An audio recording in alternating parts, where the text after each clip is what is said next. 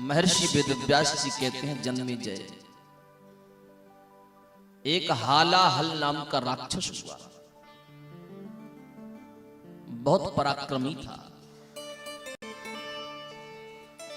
जिसके प्रकोप से संत महात्मा वैष्णव जन और स्वर्ग के सभी अधिपति देवता बहुत दुखी हो गए। भगवान शिव से निवेदन किया कि प्रभु, इस हालाहल नामक दैत्य से आप हमारी रक्षा करें। भगवान शिव ने कहा कि वो योद्धा परम वीर है, उसके लिए परम भगवान श्री हरि की आवश्यकता भी पड़ेगी, हम दोनों उसके साथ युद्ध करेंगे। भगवान शिव और भगवान श्री हरि विष्णु उस हालाहल नामक दैत्य के साथ युद्ध करने के लिए गए। 5000 वर्षों तक भगवान शिव ने और भगवान श्री हरि विष्णु ने उस हालाहल नामक दैत्य के साथ युद्ध किया। प्रथम दिन से आप लोग कथा सुन रहे हैं। हमारे जीवन में यदि 10 मिनट का भी कष्ट आता है तो हम भगवान को कोसने लगते हैं, परिवार के लोगों को कोसने लगते हैं और अपने आप को विचार करते हैं कि हमसे ज्यादा संसार में दुखी कोई है ही नहीं, मात्र 10 मिनट के दुखों में। लेकिन प्रथम दिन से लेकर के आज तक आप लोगों ने कथा सुनी, किसी के साथ भगवान ने 5000 वर्षों तक युद्ध किया, किसी के साथ भगवान ने 12000 वर्षों तक युद्ध किया, किसी के साथ भगवान ने 265 दिन तक युद्ध किया, किसी के साथ 168 दिन तक युद्ध किया। भगवान का सारा जीवन युद्ध ही युद्ध में जा रहा है। यदि हमारे जीवन में अगर 1 वर्ष की कोर्ट कचहरी के मामला आ जाए तो हम लोग परेशान हो जाते हैं। तो ये पुराण क्यों है, ये शास्त्र क्यों है, ये क्यों सुनना चाहिए? विपत्ति जब परमात्मा के जीवन में आ सकती है तो प्यारे हम और आप कौन है? विपत्ति आने का स्वभाव है, लेकिन उस स्वभाव को देखकर के यदि हम तनिक मात्र भी व्यथित ना हो तो भगवान के भक्ति की पहचान है। जिस प्रकार भगवान के जीवन में समस्याएं आती हैं, भगवान उस समस्याओं से डरते नहीं हैं, भगवान उस समस्याओं से लड़ते हैं। उसी प्रकार हमारे जीवन में जो समस्याएं आए, उन समस्याओं से डरना नहीं चाहिए, बल्कि उन समस्याओं से लड़ना चाहिए। उन समस्याओं से यदि आप लड़ना सीख जाएंगे तो जीवन में आपको कभी दुख नहीं होगा। लड़ना आपको है, समस्या आपके सामने आई है, पड़ोसी के सामने नहीं आई। इसलिए उस समस्या से लड़ने के लिए आप पड़ोसी का इंतजार मत करिए कि वो हमारा साथ देगा। अपनी समस्याओं से लड़ने के लिए अपने परिवार वालों का इंतजार मत करिए कि समस्या में वो हमारे साथ दें। समस्या आपकी है, उसका समाधान आपको ही करना है, उसका समाधान आपको ही ढूंढना है। ये कथा का तत्व है, ये कथा का मूल सार है। ये नहीं कि मां भगवती ने उसके साथ युद्ध किया, उसको मार दिया, रावण मर गया, महिषासुर मर गया, कंस मर गया, कथा पूरी हो गई। नहीं, लेकिन मरे क्यों? भगवान ने क्यों मारे? क्या वो रावण हमारे अंदर भी है? क्या वो कंस हमारे अंदर भी है? क्या वो महिषासुर हमारे अंदर भी है? जब भगवान ने वहां पर रावण का वध किया तो हमारे अंदर भी आज रावण है। आज दशहरा है, हमें अपने जीवन की बुराइयों रूपी असत्य रूपी रावण का वध करके वो जिस सत्य का प्रतिपादन मेरे प्रभु श्री राम ने किया, आज से उसी सत्य का प्रतिपादन करना, राम के पथ पर चलना, ये दशहरा का महत्व है। केवल पुतला जला देने से रावण नहीं मरता, असली रावण तुम्हारे अंदर बैठा है। जब तक हमारे हृदय के अंदर जो रावण बैठा है उसका अंत नहीं होगा, तब तक प्यारे आप लाखों बार पुतले जलाओ, रावण कभी मरेगा नहीं।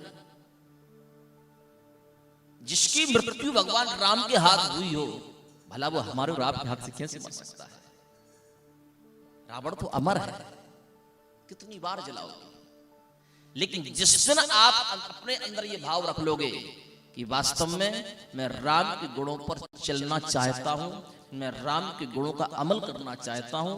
मेरी 5 ज्ञानेंद्रियां, मेरे 5 कर्मेंद्रियां, 10 इंद्रियों में तनिक मात्र भी रावण का विच्छेद ना हो। जिस दिन मन में ये भाव आ गया उसी दिन रावण का अंत हो जाएगा। नहीं तो आज के समय में हर घर में रावण है, हर शरीर में रावण है, हर परिवार में रावण है। कितनी रावण की पुतली जलाओगे?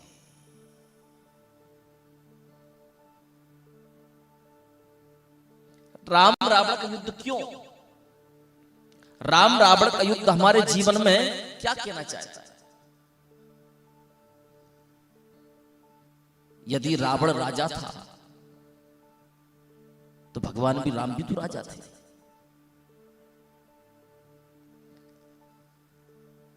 लंका सोने की थी तो स्वर्ण के समान अयोध्या भी थी। यदि पिता की आज्ञा का पालन करके भगवान राम वनवास आए थे तो रावण भी कोई झूठा नहीं था। रावण भी अपनी बहन की आज्ञा का पालन करके उस पथ पर चला। रावण की बहन यदि अपने भाई से नहीं कहती कि मेरे साथ क्या हुआ है, तो रावण को क्या आवश्यकता थी जानकी जी ग्रहण करने की? भगवान राम यदि अपने पिता की आज्ञा के बंधन में थे तो रावण भी अपनी बहन की आज्ञा के बंधन में था। भगवान राम ज्ञानी थे तो रावण भी कोई मूर्ख नहीं था, रावण महाज्ञानी था। रावण ने स्पष्ट रूप से कहा है, एको हम द्वितीयो नास्ति भूतो न भविष्यति। जो रावण में आज त्रेता में हूं, ना तो मेरे पहले कभी हुआ और ना भविष्य में कभी होगा। रावण केवल एक ही है। राम ज्ञानी थे तो रावण महाज्ञानी था।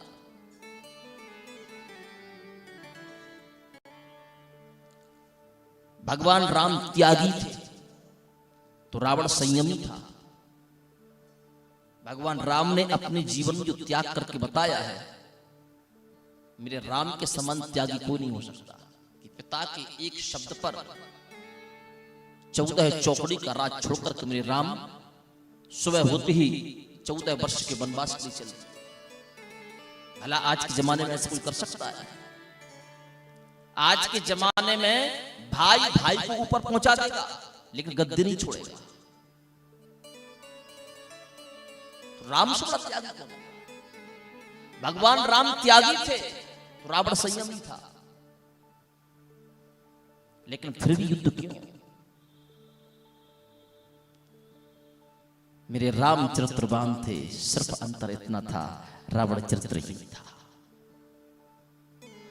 राम रावण के बीच में युद्ध हुआ है ना, ये चरित्र का युद्ध हुआ है। क्योंकि जब व्यक्ति ज्ञान मार्ग को छोड़कर के महाज्ञानी बन जाता है, जब महाज्ञानी बन जाता है ना, तो महाज्ञानी के अहंकार में वो परमात्मा को भूल जाता है। फिर ना वो वेदों की मानता, फिर ना वो शास्त्रों की मानता। क्योंकि महाज्ञानी के जीवन में अहंकार आ जाता है। अब कहते जो मैं हूं, मैंने जो निर्णय ले लिया वो ही होगा। कौन से वेद में लिखा है? हम नहीं जानते वेदों को। फिर महाज्ञानी की भाषा बदल जाती है। उसी प्रकार रावण महाज्ञानी होने के कारण परमात्मा को भूल गया, वेदों की भाषा को भूल गया, पुराणों को भूल गया। भगवान कहते हैं कि महाज्ञानी बनने के बाद जो वेदों को भूल जाए, पुराणों को भूल जाए, भगवान को भूल जाए, तो एक दिन उसका अंत होना पड़ता है।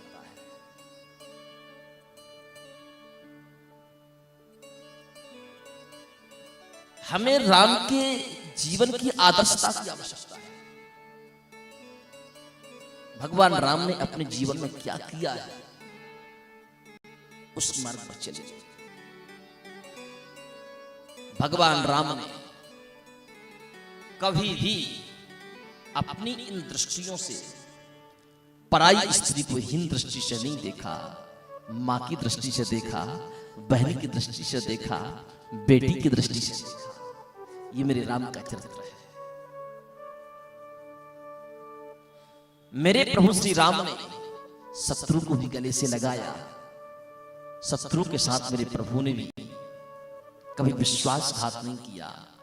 उसे हजारों बार समझाने की कोशिश की, लेकिन जब नहीं माना तब अंत में राम को उसका वध करना पड़ा। लेकिन आजकल हम और आप तो पीठ पीछे बात कर रहे हैं, विश्वासघात कर रहे हैं। अपने जीवन की बुराइयों को त्यागें, अपने आचरणों को सुधारिए। अब कभी कभी सनातनी जब रावण का पुतला जलता है ना, हमको भी हंसी आती है। बाहरी पर्दे में हर व्यक्ति राम बनना चाहता है, लेकिन जो हजारों लोग दशहरा मैदान में रावण जलाने के लिए, रावण को देखने के लिए आते हैं ना, अगर किसी के हाथ में गंगा जल दे दिया जाए और कह दिया जाए सच सच बताओ आप लोगों में से राम के पथ पर कौन कौन चल रहा है, उन हजारों की पब्लिक में, लाखों की पब्लिक में एक भी राम नहीं मिलेंगे, सारे रावण मिलेंगे। लेकिन फिर भी हम कहते हैं ना वो गलत है, तो ये एक उंगली उसकी ओर इशारा करती है और ये 3 उंगली हमारी ओर इशारा करती है। पगले, वो तो सिर्फ 1 गुना गलत है, पर तू उससे 3 गुना गलत है। दूसरों के अवगुण हमको दिखाई देते हैं, लेकिन हमारे अवगुण हमें कभी दिखाई नहीं देते। जिस दिन हमें अपने अवगुण दिखने लग जाएंगे, उस दिन हमें दूसरे के अवगुण दिखेंगे ही नहीं। दूसरे के अवगुणों के विषय में हम विचार करेंगे ही। इसलिए व्यक्ति को सबसे पहले स्वयं को सुधारने की जरूरत है। जिस दिन हम स्वयं सुधर जाएंगे, दुनिया तो अपने आप सुधर जाएगी। दुनिया खराब नहीं है, कहीं ना कहीं खराबी है तो वो हमारे अंदर है, पर हम अपनी उस खराबी को अपनी आंखों से देख नहीं पा रहे हैं। जिस प्रकार दीपक संपूर्ण जगह प्रकाश देता है, लेकिन वो दीपक अपने नीचे प्रकाश नहीं दे पाता, दीपक के नीचे अंधेरा ही रहता है। उसी दीपक की तरह आज के मनुष्य की स्थिति है। दुनिया की बुराइयों को देख रहा है, लेकिन अपनी बुराइयों पर उसकी कोई दृष्टि नहीं।